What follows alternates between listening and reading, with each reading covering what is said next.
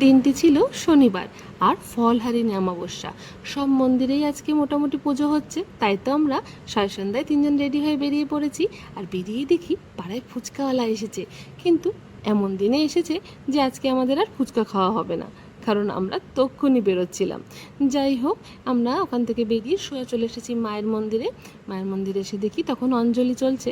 আমরা একটু মায়ের দর্শন করে একটু প্রণাম করে ওখান থেকে বেরিয়ে যাচ্ছিলাম এবার গড়িয়াহাটের দিকে।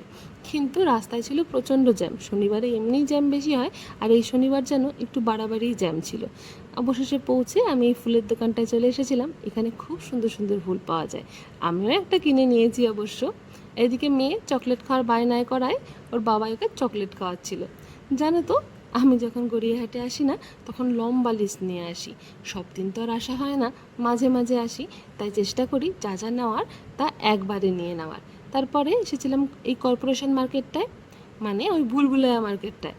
কেন ভুলভুলাইয়া বলছি, যারা এখানে আসো তারা অবশ্যই রিলেট করতে পারবে। আর এখানে কি পাওয়া যায় না বলো, মুখ দিয়ে যেটা উচ্চারণ করবে সেটাই এখানে অ্যাভেলেবেল। আমি তো বলবো এটা রীতিমতন একটা খাজানা। আমার খুব ভালো লাগে জানো তো। তারপর এখান থেকে যা যা নেওয়ার নিয়ে পার্কিং থেকে বাইকটা নিয়ে সোজা এবার বাড়ি। অনেকটা রাত হয়ে গেছিলো।